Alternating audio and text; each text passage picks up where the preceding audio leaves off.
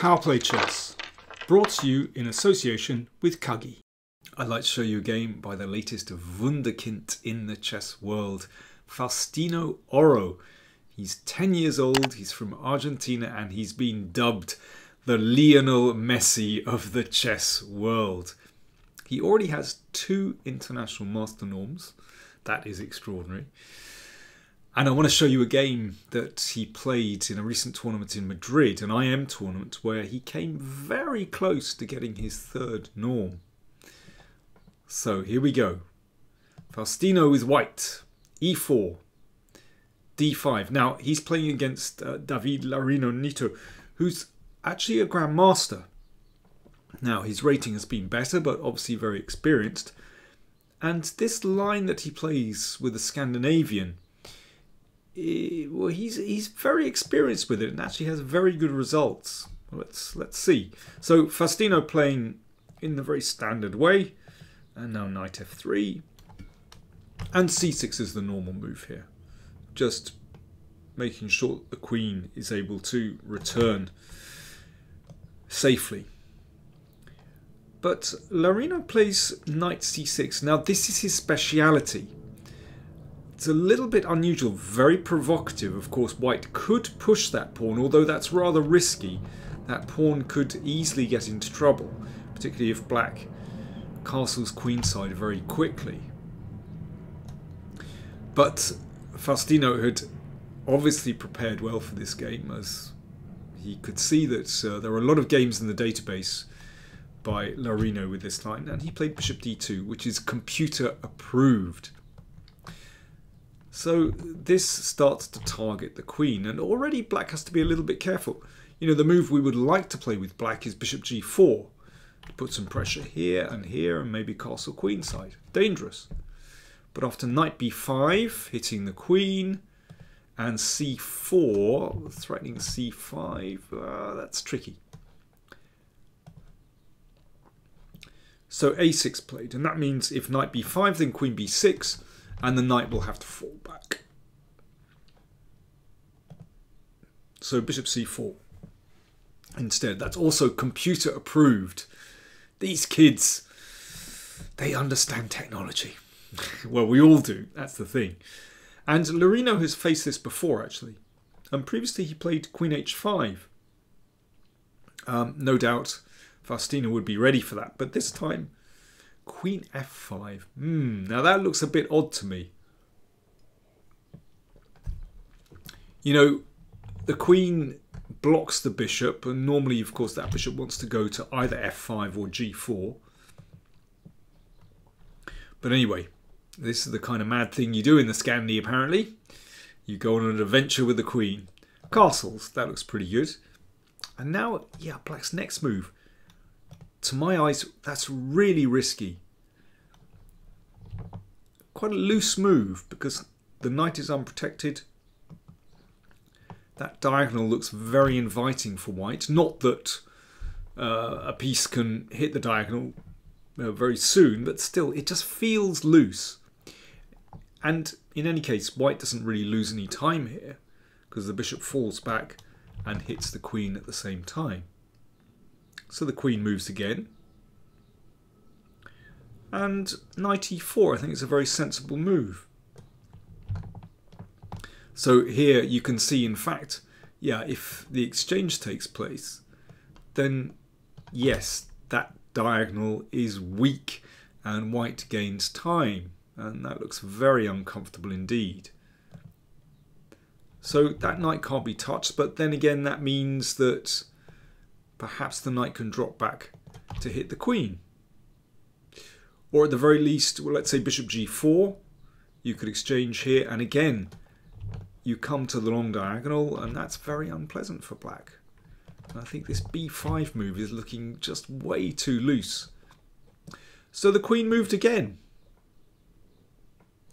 Okay, no need to exchange this off. Rook e1. Bring the rook into play opposite the king and protect the knight. Bishop f5. I think by this stage black is desperate to exchange pieces. Of course it's possible to play like this, but I think that would be doing black a favour. Instead, Faustino keeps more tension. Knight c3. Well, it's not that he keeps more tension, he's just seen a very clear way forward, actually. So knight c3 hits the queen, and knight e5. So there's a very forcing sequence of moves that simply leads to an excellent position for white. Now, this one obviously has to be exchanged off with these pieces hanging. So knight takes and pawn takes. So it's a forcing continuation, and black has problems here. So, for example, knight g8. Well, I mean, it looks miserable, and in fact, that is immediately fatal, hitting two pieces. So bishop takes is necessary. And white has two powerful continuations here. It's possible to take and again play queen f3. It gives white a fantastic initiative. But Faustino had seen something else. He took here. So the knight has to move. And e6. Well, this is such a well-known theme. So you give this pawn. You give your opponent double D pawns, and it just means it's incredibly difficult to develop that bishop successfully. It's going to take time, and in the meantime, the king is stuck in the middle. And does he want to go queenside with that pawn here and semi-open file? Doesn't look good. Knight e4. So this is a very attractive way for white to play. This knight is just floating around and looks to get in on e6, and that's what happened. g6, knight c5 hits the queen, and knight takes e6. Well, how could I resist looking at this game? Because we have a beautiful octopus knight. Faustino loves an octopus, supported by the rook, and that just cripples black. The king is unable to castle. Even if it could, it probably wouldn't be very good anyway. But no, the king can't escape from the centre because the knight controls these squares. The bishop can't move out. These squares are controlled. It's a horrible position. So let's see how things develop. Rook g8. So black is trying to put the bishop on g7. But white brings the pieces out with a threat. So now there's a threat to take here and a simple fork to win a piece. I mean, there are lots of other moves, but that's the simplest threat. So that's why c6 was played. Now, very simple chess. Rook c1. The rook hits the open file, or semi-open file, if you want to be pedantic about it. I mean, white's pieces are just beautiful. And rook c5. Very simple. Black's rooks are split. They can't work together. And white's rooks are working together absolutely beautifully.